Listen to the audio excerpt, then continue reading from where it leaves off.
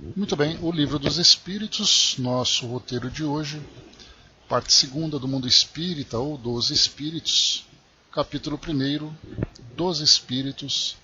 Nós estamos aqui estudando, essa nossa escala espírita, seguindo agora nas perguntas número 105 e seguintes.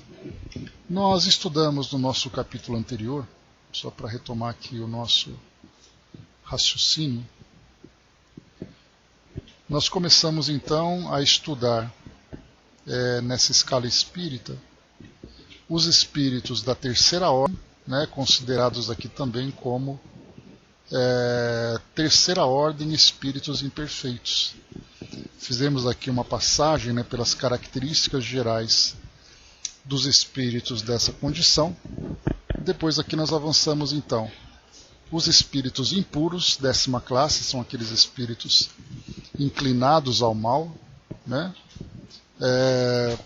Depois nós temos aqui os espíritos da 9ª classe, os espíritos levianos, que são ignorantes, maliciosos, irrefletidos e zombeteiros, Então muito mais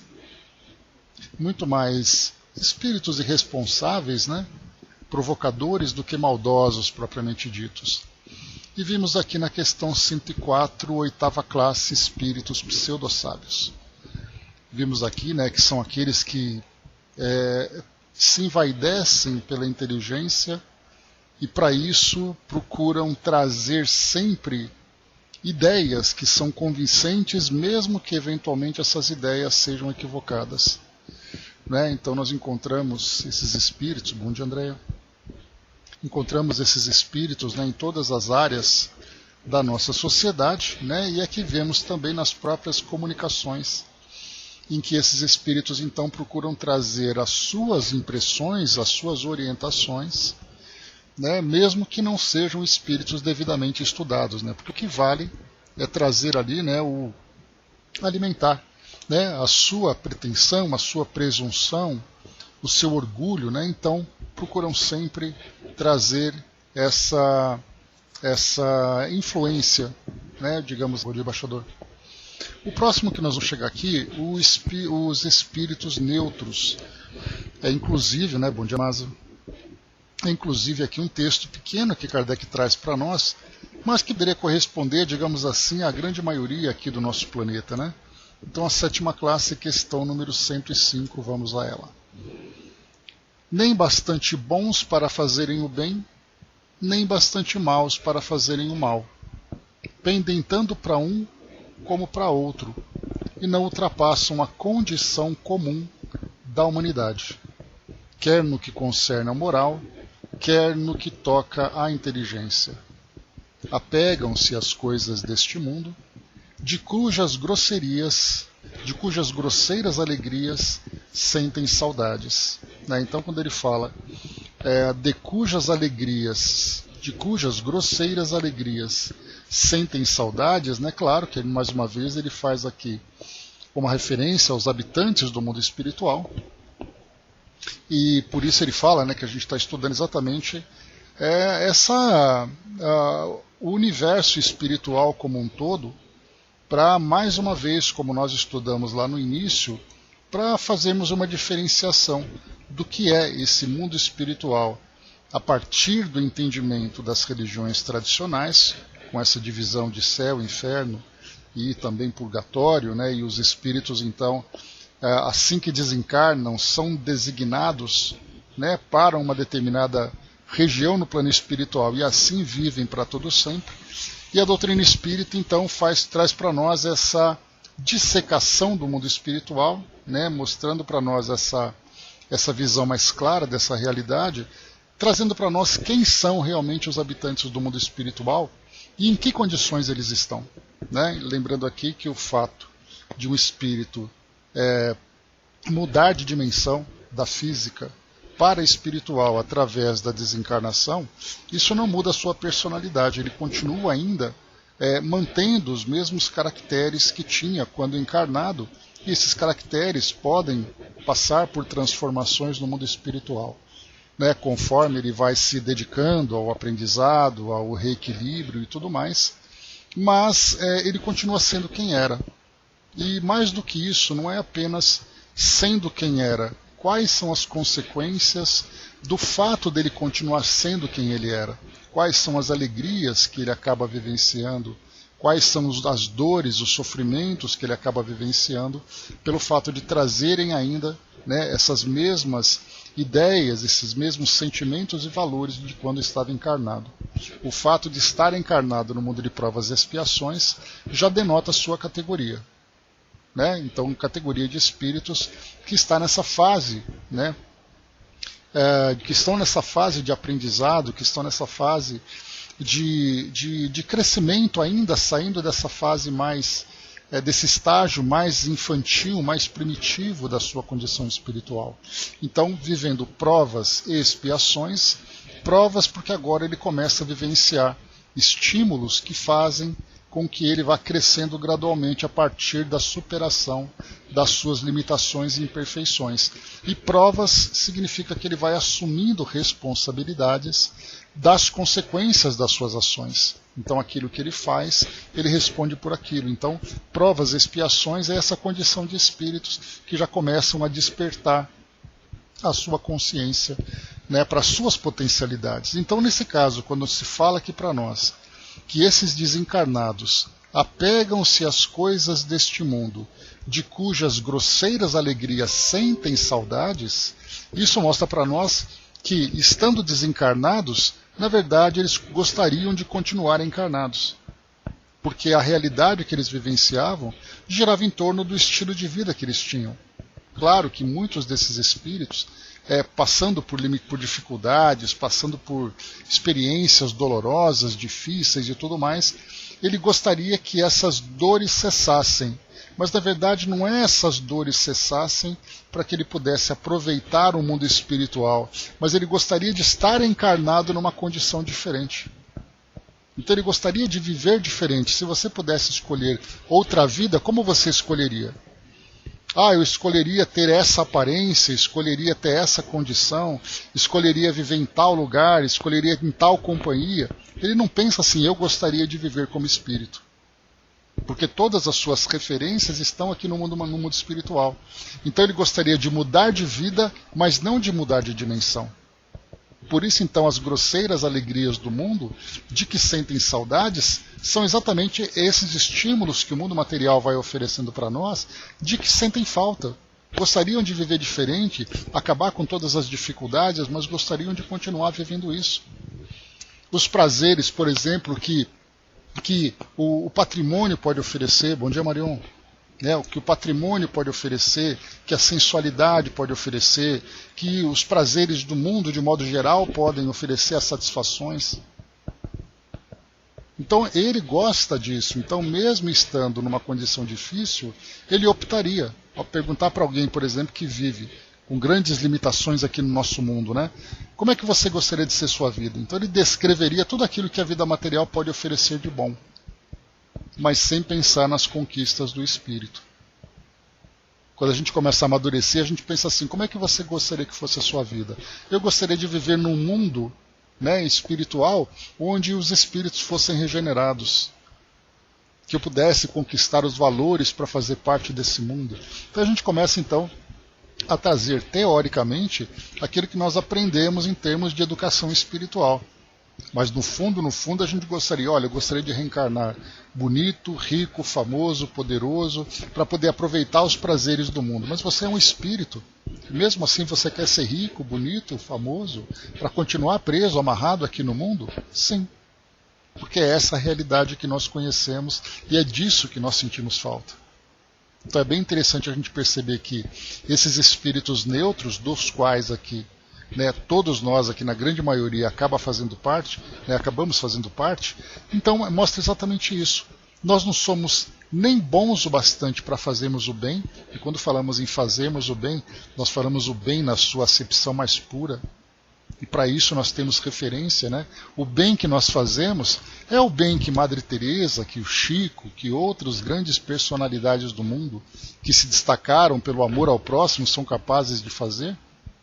Não, o bem que a gente faz é para alguém que a gente gosta, numa situação em que nos é conveniente, em que de repente surge uma oportunidade que não exige tanto sacrifício. A gente faz o bem ali do jeito que dá. Mas não é o bem suficiente para que a gente possa realmente transformar o mundo à nossa volta. Mas ao mesmo tempo nós não fazemos o mal. Porque aquilo que nós provocamos de dor no outro ou em nós mesmos são, na verdade, deslizes que são ali imperfeições da nossa personalidade. Nós não fazemos o mal pelo mal. O mal vem como consequência da nossa imprevidência, vem como consequência, né, da nossa imaturidade, da nossa irresponsabilidade. Então isso mostra que a grande maioria do mundo são pessoas que estão ali tendendo a melhorar, desde que as oportunidades vão surgindo e estimulando para que a gente siga por esse caminho. Se por acaso não acontecer, a gente continua ali na nossa média, né, vivendo ali do jeito que dá. Né? Chegaremos, mas nós estamos bem, Angelina. Se nós pensarmos naqueles espíritos que estão ainda presos nessa condição de egoísmo, né, da forma mais enraizada, da forma mais profunda, nós já conseguimos nos libertar disso.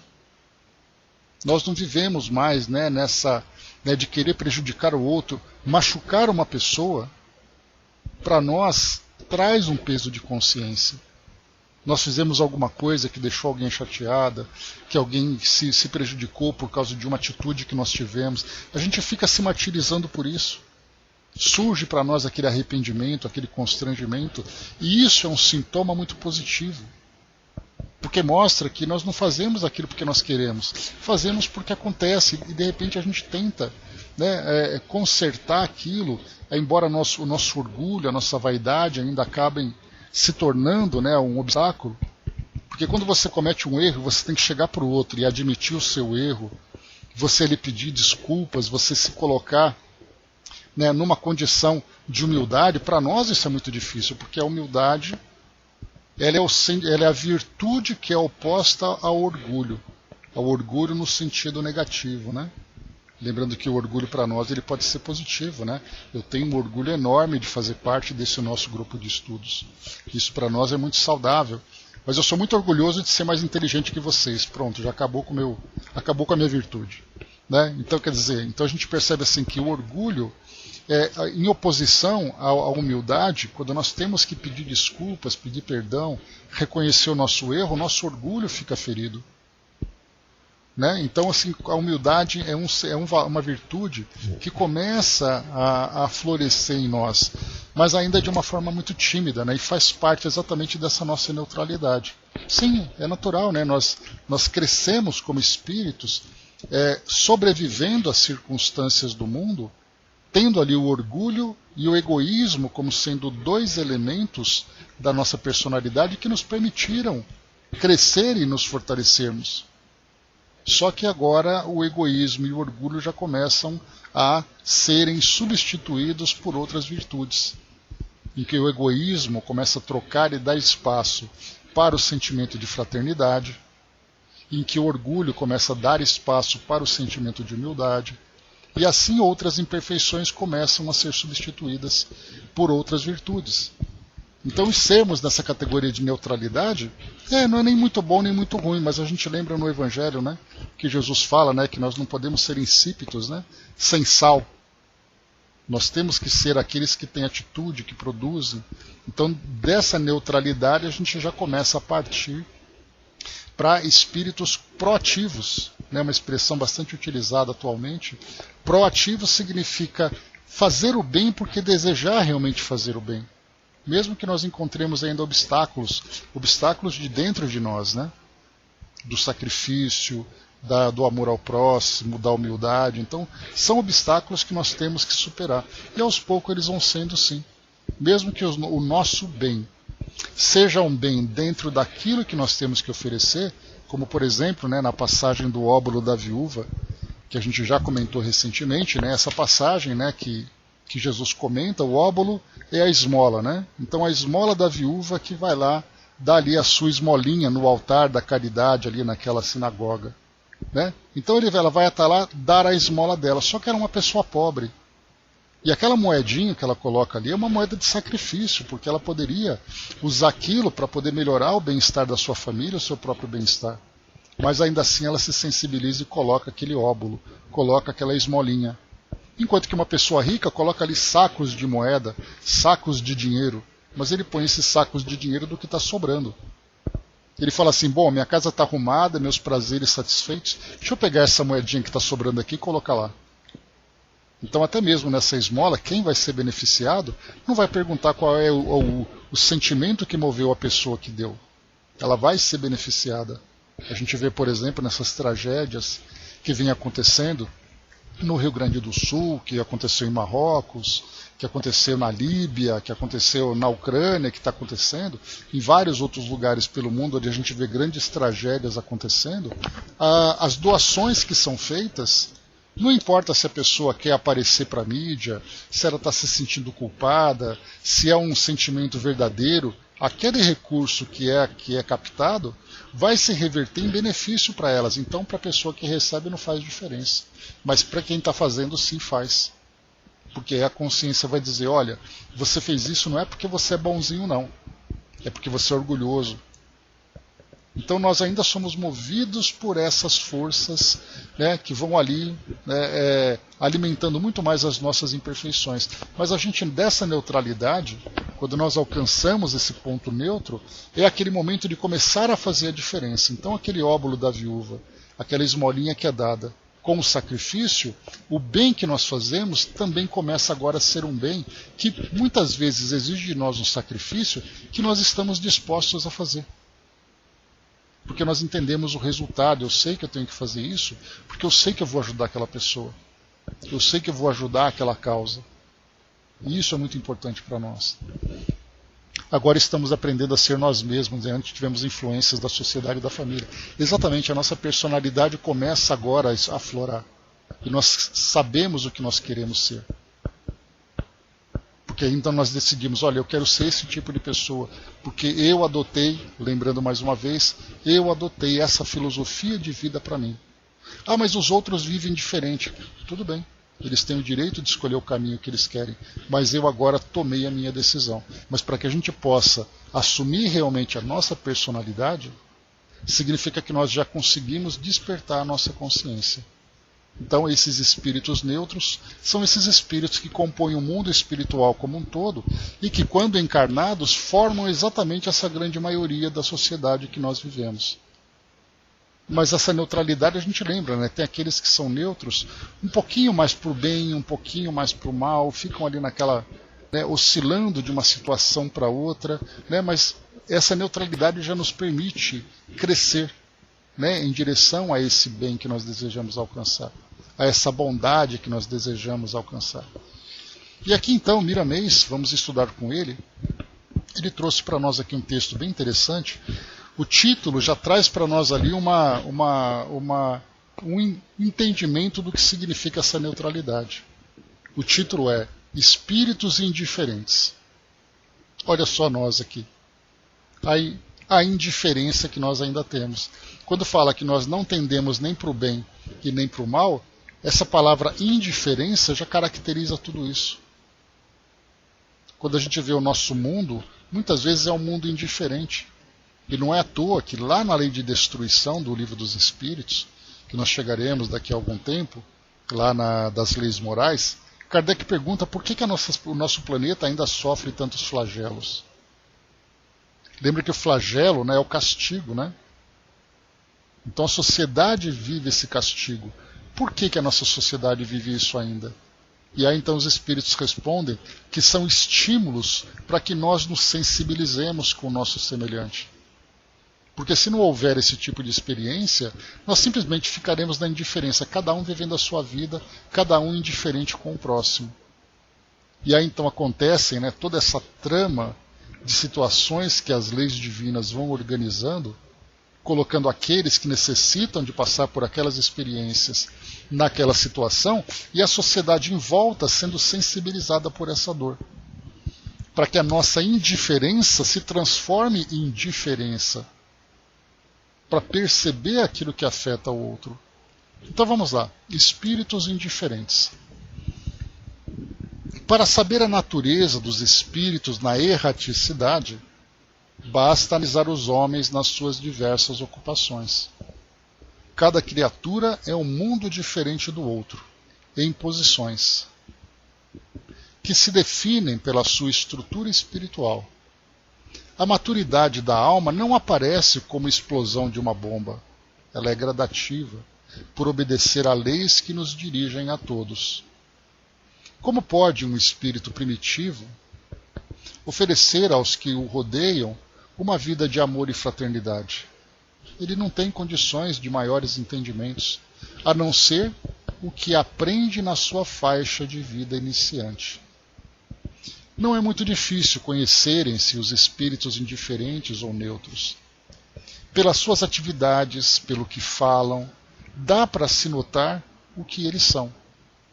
O mundo físico está cheio desses espíritos, em todas as nações. São almas que ainda não acordaram para os valores espirituais. Ainda dormem na incapacidade de sentir a beleza da vida imortal. Quando começam a acordar, as primeiras manifestações são de orgulho e egoísmo. Não têm menor respeito pelos seus irmãos em caminho e, quando o ajudam, o móvel é o ganho. Quando surge a oportunidade de ganhar, escolhem o modo mais fácil, mesmo que seja em detrimento de seus companheiros. A dor alheia não os comove. São frios em todas as circunstâncias e se apoderam sempre do melhor quando isso lhes é facultado, sem analisarem os defeitos. Quando estão na direção de algum empreendimento, podem jogar, lançar tudo à ruína pelos interesses pessoais. Quando feridos no seu orgulho, não medem sacrifícios de milhares de vidas, mas provocam guerras e mandam tirar a vida de tantos quantos lhe caírem nas mãos inconscientes. Olha só, essa passagem que ele colocou aqui, ele é bastante significativa. Porque nós temos exatamente isso, né? Senhores que têm ali o poder de comando, o poder de direção, optando pela guerra, optando pelo conflito. Nós temos hoje 2 guerras em andamento. Né? Uma que começa, uma que já está continuando aqui nesses tempos, entre Ucrânia e Rússia, por uma questão de orgulho, orgulho nacionalista, orgulho patriótico, orgulho pessoal, para não mostrar fraqueza, aquela coisa toda, cidades sendo destruídas, vidas sendo ceifadas. E agora começa uma outra vida, uma outra guerra, envolvendo ali, né, a Armênia com o seu vizinho, que começam também ali a fazerem provocações. Quer dizer, o mundo, com tudo aquilo que a gente já está vivendo, com terremotos, com enchentes, com incêndios, e ainda assim as pessoas estão preocupadas com os seus interesses pessoais. Então, mais uma vez, olha só que interessante isso que foi colocado, porque parece que foi contextualizado para a nossa realidade. Quando estão na direção de algum empreendimento, podem jogar, lançar tudo à ruína pelos interesses pessoais. Quando feridos no seu orgulho, não medem sacrifícios de milhares de vidas, mas provocam guerras e mandam tirar a vida de quantos lhes caírem nas mãos inconscientes. Então, encaixa perfeitamente naquilo que a gente está vivendo hoje. Essa classe de espíritos carece do apoio constante, através do exemplo de bondade e de amor, dos que já passaram por eles e se encontraram na dianteira. É, pois, uma fase do espírito, porque todos passamos desde o início da própria vida. E é compreendendo esse estágio que pedimos a todos, diante dos espíritos indiferentes, que os ajudem em todas as faixas em que eles se encontrem, exemplificando o bem, porque somente na vivência do amor é que eles se converterão para a luz, saindo das trevas. Aqui também já é algo bastante interessante. Nesse parágrafo que ele coloca para nós, essa classe de espíritos carece de apoio constante através do exemplo de bondade e de amor. Significa que essa neutralidade é aquela condição em que nós estamos procurando um caminho para ir. Se aparece um exemplo de bondade em amor, um espírito virtuoso, essa influência faz efeito. Porque o fato dele não estar endurecido, cristalizado numa condição de maldade, já não ser um espírito absolutamente ignorante, essas influências são positivas. Essas influências conseguem realmente lançar uma semente. É por isso que hoje nós encontramos tantos e tantos espíritos atuando aqui no nosso mundo. Eu estou dando muito mais referência aqui ao nosso mundo, né? Porque o nosso mundo é o reflexo daquilo que existe no mundo espiritual. Então, esses espíritos indiferentes, esses espíritos neutros do mundo espiritual, são aqueles mesmos espíritos neutros que viveram aqui no nosso mundo, e são esses mesmos espíritos que hoje neutros serão neutros também no plano espiritual. Então a gente está falando do mundo material exatamente por isso. Encontramos aqui pessoas que estão simplesmente tentando se posicionar.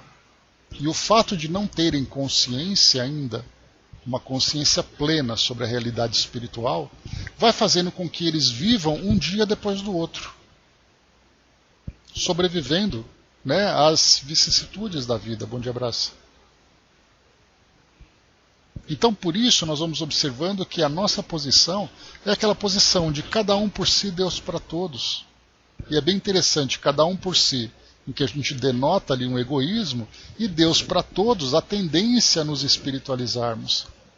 E quando a nossa consciência começar a despertar para essa realidade espiritual, o bem não virá como um sacrifício, virá como uma opção.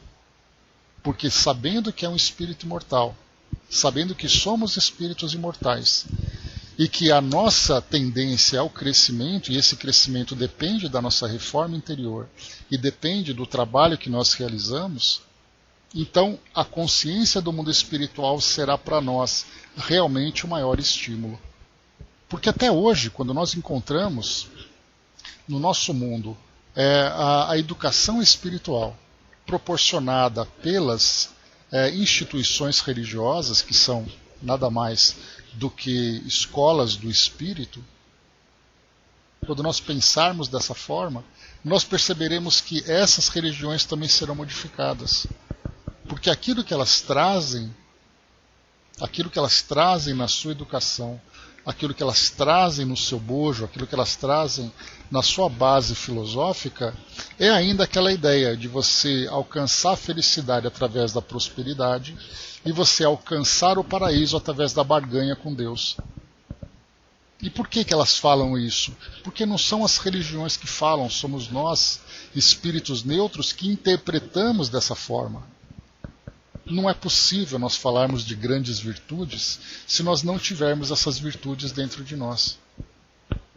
Porque seríamos como aqueles espíritos pseudo-sábios, que são ali os que nós acompanhamos, né, no item anterior, aqueles espíritos que falam daquilo que não sabem claramente. Como é que é possível você falar de amor ao próximo, de fraternidade, de um amor incondicional, se você não tem isso dentro de você? Então, no caso, você vai usar apenas bons argumentos, bons discursos, para falar daquilo que você mesmo não vive. Por isso, então, as nossas religiões não são religiões perfeitas, porque aqueles que coordenam, aqueles que disseminam, que propagam as suas ideias, também não são perfeitos. Por isso, então, as interpretações são equivocadas. Para muitos, a felicidade se dá através dessa prosperidade que nós temos hoje, que algumas escolas acabam pregando. Faça isso que a sua vida vai melhorar, você vai conseguir seu emprego, você vai conseguir comprar não sei o quê, você vai ter uma vida tal, os seus filhos vão viajar para o exterior. Uma religião falando nisso? Preocupada com o bem-estar material, em vez de preparar o indivíduo para que ele possa se desenvolver virtualmente. E por que falam isso? Porque é o que sabem falar. Ele não consegue falar de algo que ele não compreende. Então as religiões também estão hoje, na forma como elas se propagam, sendo interpretadas dentro dessa mesma neutralidade. Imaginemos uma instituição religiosa num mundo regenerado, em que a consciência da realidade espiritual está muito diferente da nossa. É uma consciência concreta. É uma consciência que todos já têm esse entendimento. Possuem uma sensibilidade, possuem uma percepção, consequentemente as virtudes já se desenvolveram. Imaginemos os discursos que são feitos ou os sermões, as pregações que são feitas com essa consciência. É muito diferente. Quando você fala, quando você está aqui, Deus vai te escolher. Se você está lá fora, Deus não gosta de você. Como é que uma religião pode falar sobre isso? Procurando atribuir a Deus caracteres humanos, em que Deus é aquele Deus personalista. Imaginemos como é assim.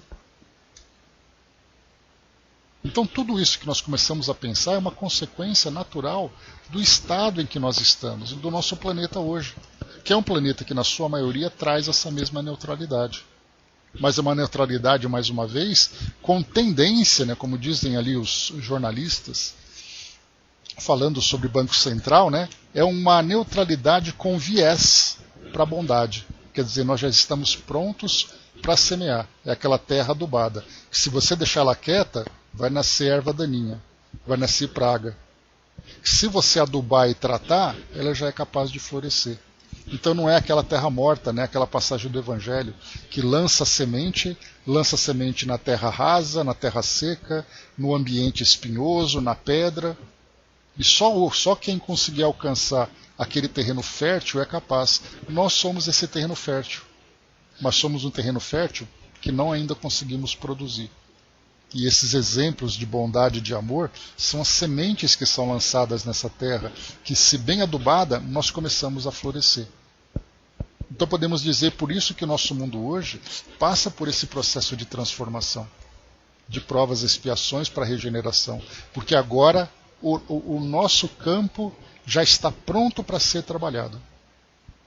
E é por isso que hoje os espíritos estão, como eu comentei agora há pouco, estão presentes o tempo todo, trazendo instruções, trazendo intuições, trazendo mensagens, porque agora a gente consegue assimilar isso tudo, ainda que seja de uma forma muito superficial.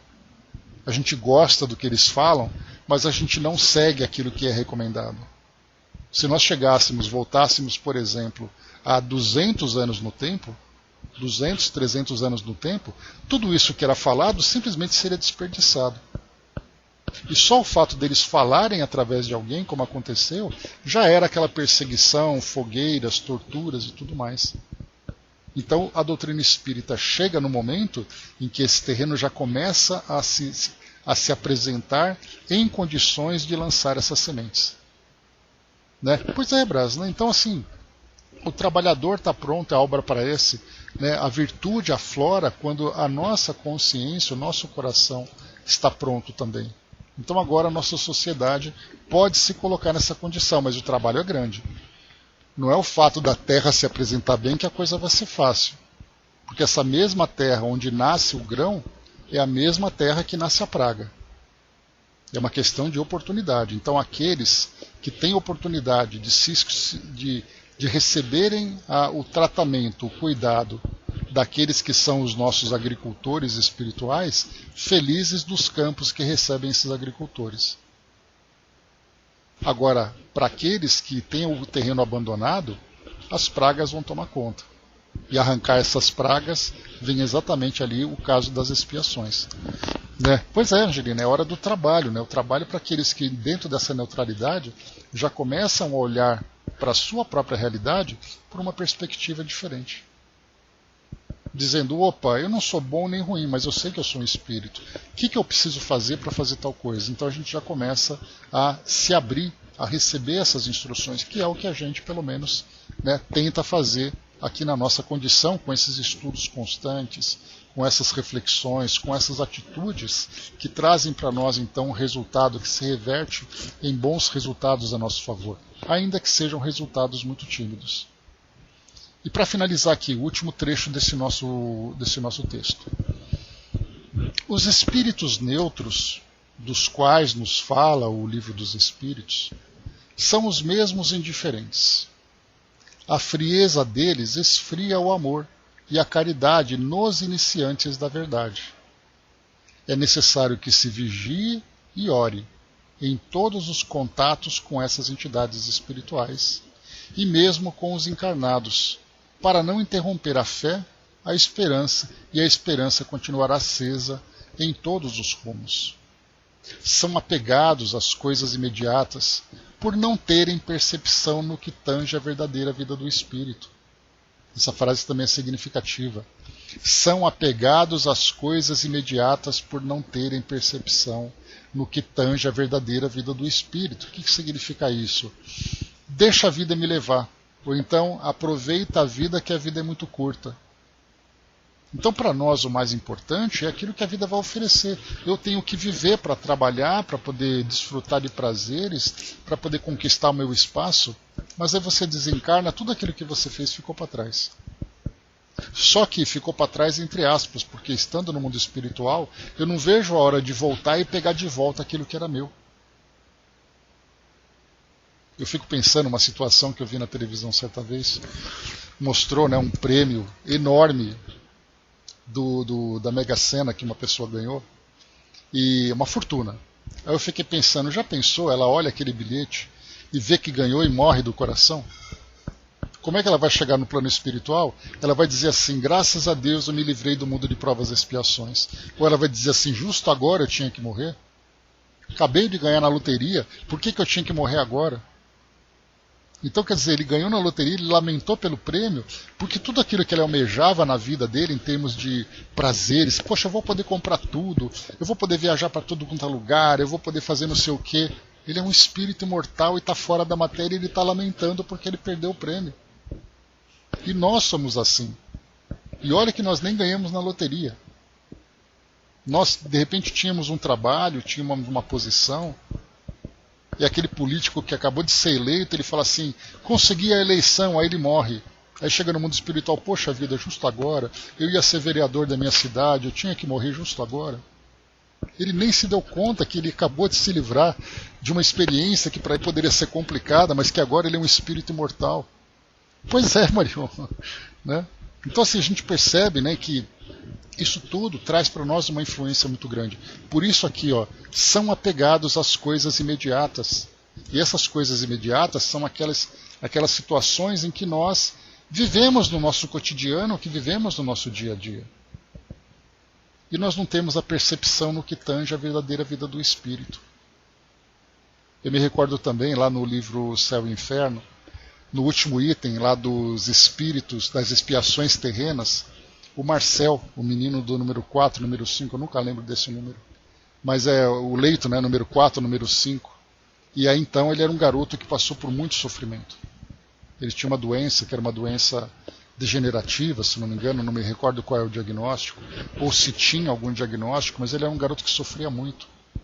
Mas ele sofria em silêncio. Então depois que ele desencarnou, ele dizia, eu sofri, mas eu procurava não gemer muito alto, não chorar muito alto para não incomodar os outros. Os médicos davam remédio, os médicos me cuidavam, então eu desencarnei e estou aqui de volta. E aí então ele dizia que a mãe dele falava assim, se ele ia morrer tão cedo, por que eu tive que gastar tanto dinheiro com a educação dele?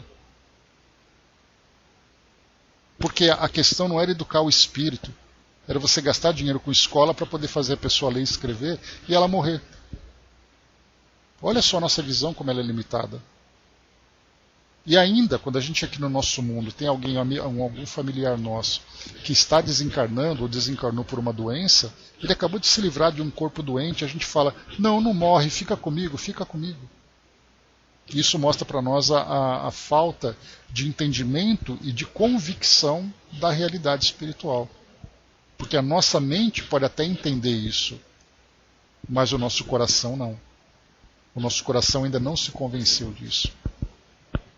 Exatamente porque nós ainda temos como realidade a realidade do mundo físico. É esse mundo que nós vivemos que é o mundo real. E mesmo estando desencarnados, nós continuamos olhando ainda para o mundo material, dizendo como é que será que estão as coisas com a vida que eu tinha? O que será que fizeram com minhas posses? E a gente já teve vários e vários depoimentos daqueles espíritos que desencarnaram, deixando herança, e eles ficam revoltados de verem a família dilapidando o seu patrimônio. Porque isso me pertence, porque isso pertence ao outro, e ele fala assim, eu estou aqui, estão levando as minhas coisas embora. Mas que coisas suas? Não só não são suas, como você não levou. Então por isso as coisas imediatas são muito mais concretas para nós do que as coisas do espírito. Né? O Brás colocou, dizem que o espírito completista, quando reencarna em missão, não esquece o que aprendeu em outras vidas, né? Porque a lembrança do espírito, Brás, ela está muito relacionada, ela está diretamente relacionada com o desapego dele. E o desapego não é um botãozinho que você aperta. O desapego é uma conquista do espírito. E quanto mais desapegado ele é, maior percepção e sensibilidade ele consegue alcançar. E mesmo que ele não tenha lembranças claras do seu passado, tudo aquilo que ele aprendeu, que ele absorveu, faz parte agora, né, do seu acervo de virtudes, de conhecimento. Então, não é nem uma questão de dizem, é uma questão de conclusão que a gente tem. Aquele espírito que já conseguiu chegar no mundo espiritual com a consciência tranquila, com o coração leve, sem apegos com o mundo material, quando ele reencarna, ele traz, na verdade, todas as suas virtudes de espírito, e não as conquistas humanas que ele teve. E para finalizar, ele diz assim: esses espíritos então neutros não acreditam nas leis morais e facilitam o seu desregramento em apoio à satisfação de baixos instintos que buscam desfrutar. Então olha só, não acreditam nas leis morais. Ele conhece, mas ele não acredita, porque ele ainda tem essa visão limitada do mundo. Quando desencarnados, influenciam muito as pessoas que têm certas tendências que se afinam com seus sentimentos. São indiferentes no que toca à vida alheia por buscarem seus próprios proveitos inferiores, seja qual for o preço que custe aos que eles sintonizam. Então eles observam aqui o mundo, vendo as dificuldades das pessoas, e eles perguntam: bom, essa pessoa aqui é interessante, deixa eu acompanhar a vida dela para ver o que ela faz. É aquela pessoa, por exemplo, né, que traz ali os seus vícios e suas tendências. Me recordo de um livro que eu li, que eu não consigo me lembrar que livro que era. Eu achava que era André Luiz, mas como nós estudamos toda a obra e não apareceu essa passagem, eu não me recordo de que livro que é. Mas era um indivíduo que ele viveu ali por volta da década de 1930, 1940, quando o Jockey Club do Rio de Janeiro era muito famoso. Tinha aqueles derbys, né, aquelas grandes corridas, aqueles grandes eventos, né, em que as pessoas iam apostar nas corridas de cavalo. E tinha uma pessoa que ele era assim, ele tinha meio que um hábito, para não dizer vício, mas ele tinha um hábito de apostas. Então, quando ele caminhava pelo saguão do Jockey Club, espíritos ficavam acompanhando e os espíritos induziam ele a apostar em determinado cavalo, porque os espíritos acreditavam que o cavalo ia ganhar. Então vejam, então acaba influenciando aqueles que se afinizam com suas tendências, que se afinizam ali com os seus prazeres, e se por acaso aquela pessoa, não importa se ela está se viciando, não importa se ela está gastando o seu dinheiro em detrimento das necessidades da família, o que importa é que ele está ali e eu quero aproveitar. Aí aquele espírito então, não quero mais jogar, pronto. Aí o espírito que está no mundo espiritual fala assim: então não me interessa mais esse, deixa eu procurar outro. E é exatamente isso, são indiferentes no que toca à vida alheia por buscarem seus próprios proveitos inferiores. Seja qual o preço que custe aos que eles sintonizam. Então são indiferentes. E há aqueles, né, que dentro dessa neutralidade tendem já para essa bondade e para isso se dedicam, formando, por exemplo, como é o caso de André Luiz. André Luiz, quando desencarnou, era um espírito indiferente. Ele era aquele espírito que era médico, quer dizer, ser médico naquela sociedade que ele viveu. E ser médico hoje é um status. Então você tem o seu consultório, você tem o seu público, você diz orgulhosamente: eu sou um médico, e todo mundo, ó. E aí então ele desencarnou, ele fala: poxa vida, eu era médico, como é que pude desencarnar numa hora dessa? Mas aí no plano espiritual ele foi começando a tomar consciência. E essa mudança nós acompanhamos gradativamente no próprio crescimento dele durante as suas histórias.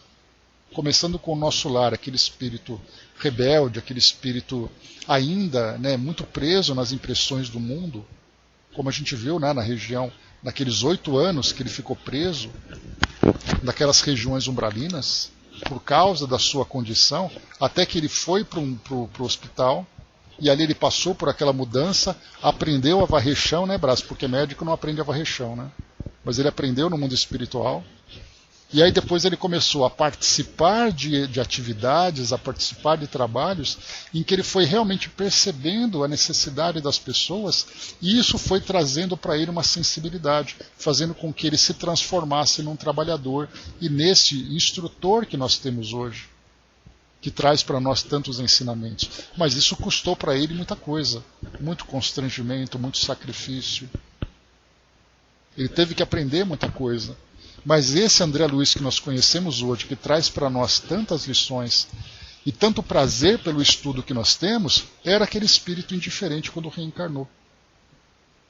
Inclusive no livro, para quem assistiu, né, ao filme Nosso Lar, e leu naturalmente o próprio livro, né, e nós tivemos o prazer de assistir, de ler e estudar, tem aquela passagem do consultório, né, em que a secretária marcava pessoas que não tinham ali dinheiro para pagar e ele achava ruim. Parece que eu estou vendo ali, né, o Renato Prieto, o ator, né, na interpretação daquela cena, ele ficou encarando assim a secretária com aquela cara, né, por favor, né, essa gente pobre para eu trabalhar de graça. Então isso representa bem, André Luiz é um bom representante do que foi, do que é ser um espírito neutro e como é crescermos através da sensibilização e do desenvolvimento dos nossos valores. E o mundo está cheio disso. Ao contrário, mas Dr. Bezerra já era outro nível, né, Brás? Dr. Bezerra, eu lembro naquela passagem do filme também, né, interpretado pelo... Como é que chamava o ator? É o... Oh, meu Deus do céu, qual é o nome dele?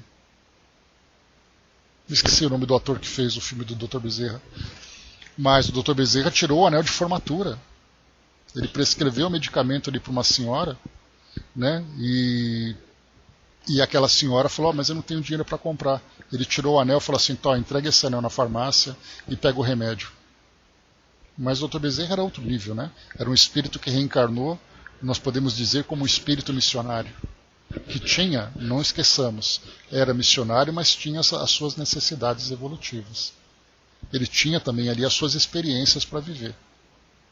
Mas ele veio na condição de um missionário para trazer para nós esse exemplo de virtude.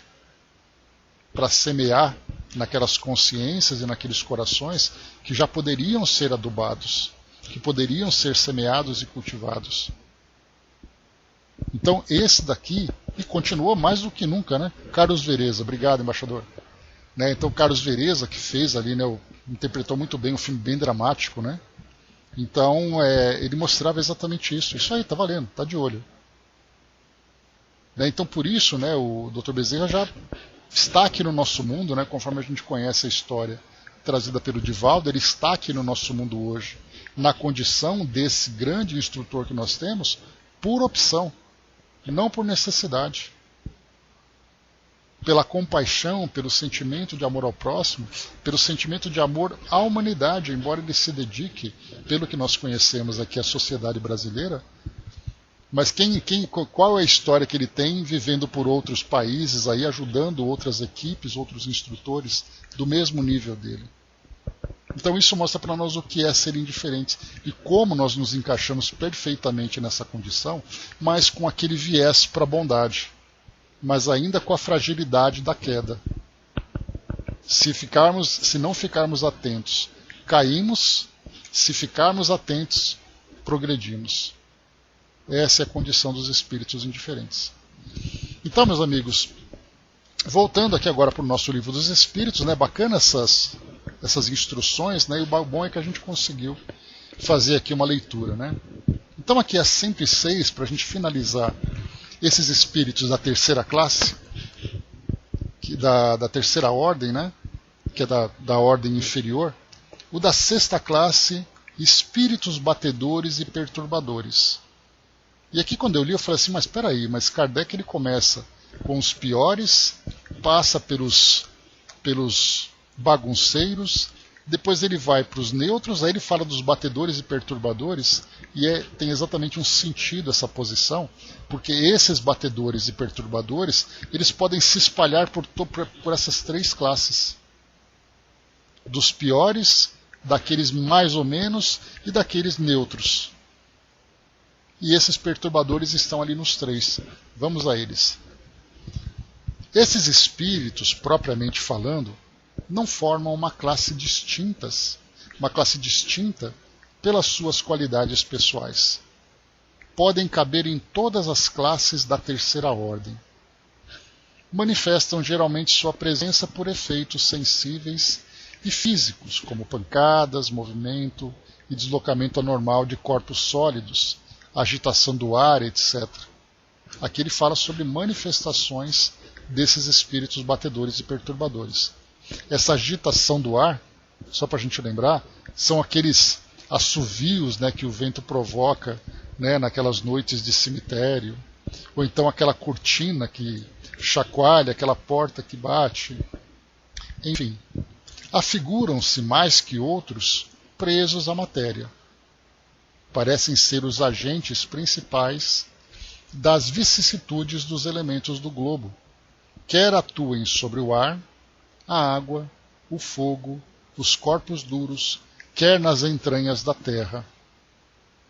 Isso aqui para nós, Kardec ele não aprofundou, mas certamente aqui existe muito a se revelar sobre a participação desses espíritos que vivem nessa condição, atuando sobre esses fenômenos da natureza.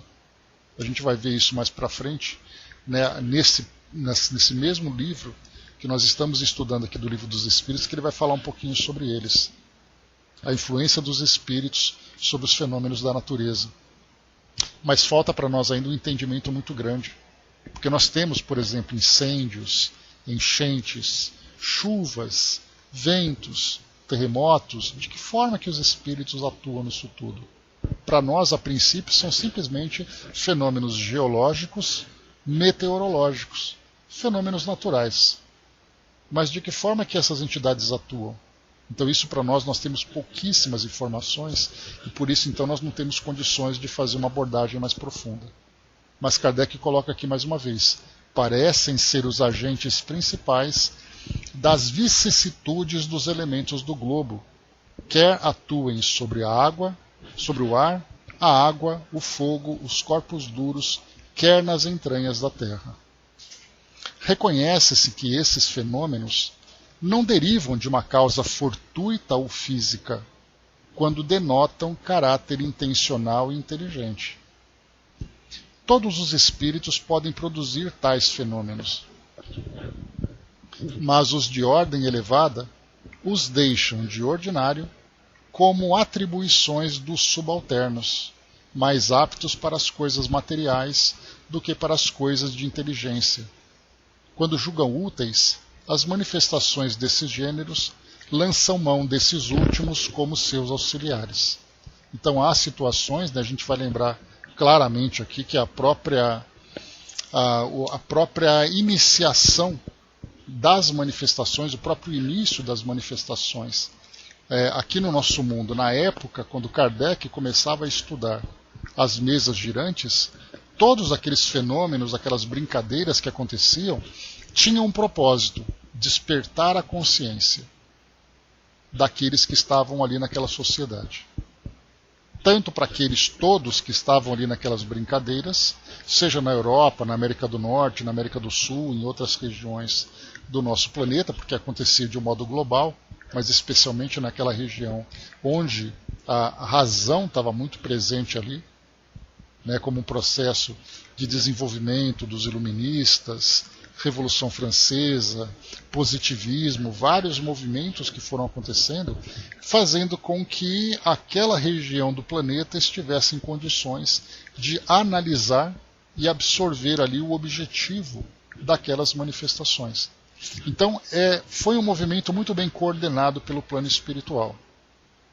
O Espírito Verdade, Jesus, estava na coordenação de tudo, e para isso então primeiro vamos chamar a atenção. Depois vamos despertar a atenção dos interessados. Depois vamos ajudar esses interessados a avaliarem as consequências dessas manifestações, para que as revelações do mundo espiritual começassem a surgir. Então esses batedores, esses perturbadores, eram aqueles que chamavam a atenção. Só que eles chamavam a atenção supervisionados Claro que muitos outros se aproveitavam disso, né? Então, mas aqueles que estavam direcionados para atuar em determinados grupos, em determinadas atividades, situações, tinham o objetivo. Vai lá, chama a atenção deles. Quando eles prestarem atenção em você, eu vou lá e converso com eles. Então a gente vê essa mobilização. Vamos rapidamente aqui, só para lermos Miramês, para a gente finalizar o nosso horário. Então, espíritos perturbadores. Ele diz o seguinte para nós. Esses espíritos estão se movimentando em muitas classes, por estarem em transição. Agitam em várias frequências da vida e costumam perturbar até os animais. São parceiros inseparáveis dos escandalosos, gostam de barulho e estão sempre na folia onde a euforia descontrolada lidera. São caracterizados pela imprudência. Gostam de movimentos reivindicatórios, agitando o país e não deixam de participar das revoluções. Têm grande ânimo para as mudanças de lideranças, não para que se beneficie a comunidade, e sim pela confusão que isso é capaz de gerar. Olha os perturbadores aí. A gente pode pensar, por exemplo, né, no evento que aconteceu aqui no Brasil no dia 8 de janeiro, com aquele tumulto todo que aconteceu em Brasília, ou então nas brigas de torcidas que nós encontramos, ou então nos protestos trabalhistas que acontecem na Europa, no Chile, que nós tivemos a lembrança de 50 anos da ditadura militar, no meio daquele corre-corre, daquelas bombas de gás, daquela agitação toda. Imagina os espíritos que estavam ali presentes ajudando a fazer a coisa pegar fogo. Porque os encarnados se colocam à disposição. E os desencarnados falam, opa, vai ter festa hoje. Por isso aqui, ó. São parceiros inseparáveis dos escandalosos. Gostam de barulho e estão sempre na folia, onde a euforia descontrolada lidera. Olha que descrição interessante que ele traz para nós aqui. E continua.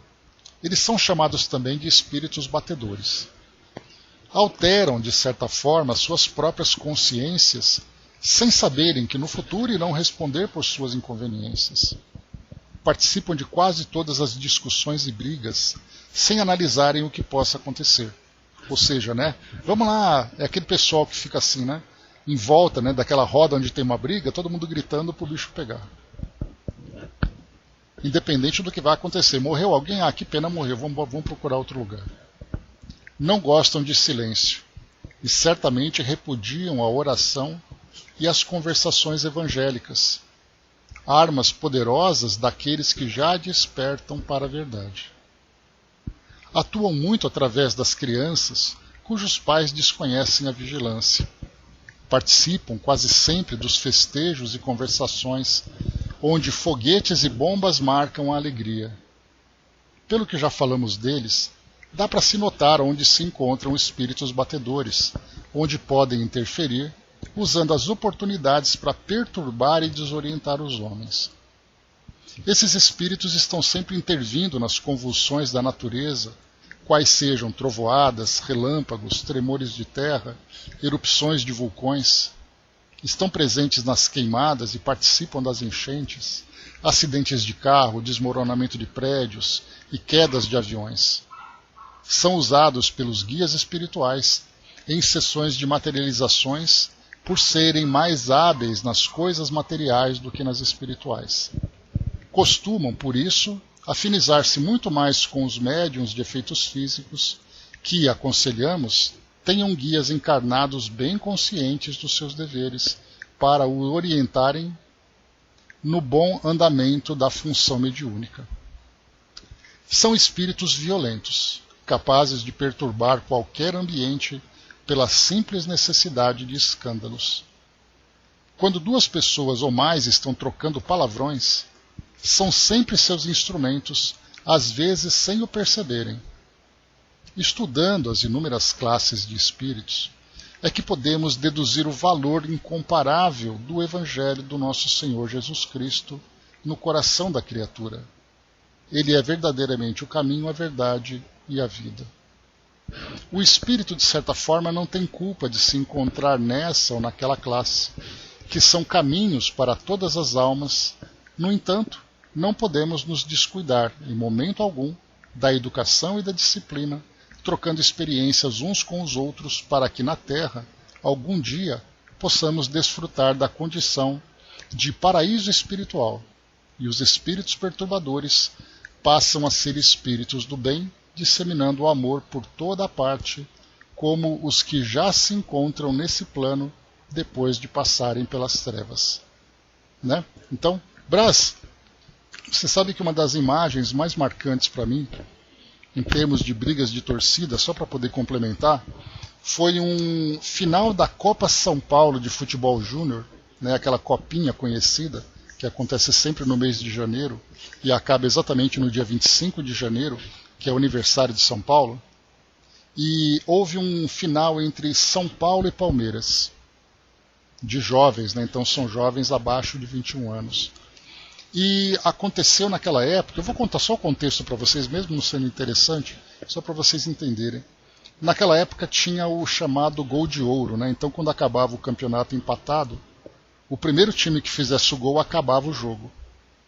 E por causa desse evento, essa regra mudou. Então estava empatado o jogo, não lembro se era 0-0, 1-1 ou qualquer coisa assim. O estádio do Pacaembu, aqui em São Paulo, cheio das duas torcidas, do São Paulo e do Palmeiras.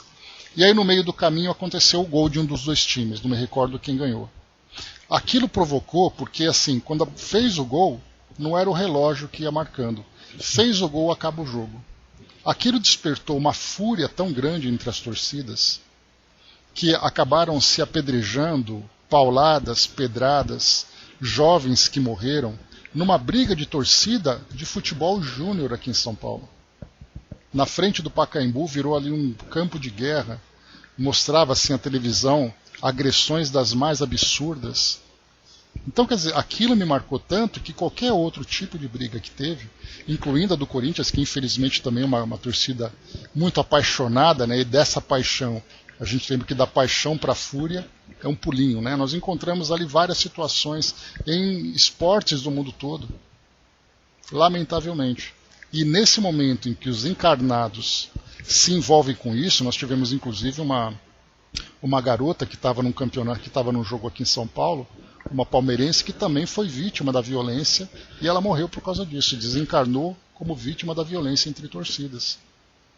E isso tem pelo nosso país todo e em outros países também muito violentos.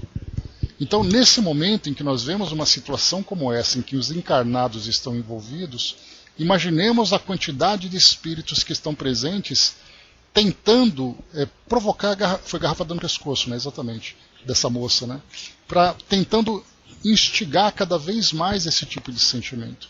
Então não importa a motivação, se é esportiva, se é um protesto político, se é uma manifestação trabalhista. Nos Estados Unidos nós vimos, por exemplo, protestos raciais. Olha só, em toda parte tem isso. Numa guerra, né, os espíritos durante a guerra, Kardec vai falar sobre isso, no momento em que existe aquele combate, bomba para cá, tiro para lá, quem são os espíritos que estão instigando aquilo tudo? Aqueles que estão tentando apaziguar, mudar o pensamento dos encarnados, nós sabemos que são esses bons espíritos que nos acompanham aqui no nosso mundo. Mas nós estamos muito mais tendentes a perceber os pensamentos inferiores do que os superiores. E traz como resultado aquilo que nós vemos com frequência no nosso dia a dia aqui na nossa sociedade. Então esses são os espíritos perturbadores e batedores. São aqueles batedores no sentido de provocarem fenômenos físicos, seja por que motivo for, se for para chamar atenção por um motivo nobre, ou somente para causar uma perturbação no ambiente, para provocar pessoas, alguma coisa parecida, ou aqueles que trazem essa influência negativa. E aí então pode ser o espírito neutro? Pode. Porque o espírito neutro, se ele não tem o que fazer, ele vai encontrar um ambiente, oba, o bicho está pegando, vamos lá acompanhar. Se ele é um espírito do mal, um espírito daquela 10ª classe, ele vai ser protagonista daquela situação dolorosa. Se ele é aquele espírito que está só fazendo ali uma farra, ele vai aproveitar desse ambiente. Então Kardec colocou nessa sexta ordem esses espíritos, que eles estão presentes em todos, desde aquele mais enfurecido que provoca, ou aquele que só aproveita da bagunça para poder curtir ali um momento, que para ele é prazeroso, inclusive pelo próprio tédio que ele vive no plano espiritual. Ele está no plano espiritual vinculado aos encarnados, não tem nada para fazer. Vamos procurar festa, vamos procurar bagunça. Já que eu não tenho nada de nobre para fazer coisa do meu dia a dia. Então a gente viu aqui claramente, né, como o Miramês trouxe para nós nessa descrição bem interessante. O Brás colocou no livro Iniciação à Viagem Astral, narra o mundo espiritual em cima do Morumbi no final de campeonato. Né? A gente até ri da baderna, né? Pois é. Então quer dizer, tem tudo quanto é coisa ali, né, de situação envolvendo os encarnados. Mas enfim, meus amigos, finalizamos por aqui então o nosso estudo de hoje. Nós concluímos essa passagem aqui dos espíritos da terceira ordem, dos espíritos inferiores. Nós vamos entrar no próximo encontro, segunda ordem, espíritos bons. Né? Então aqui Kardec traz os seus caracteres. Quinta classe, espíritos benévolos.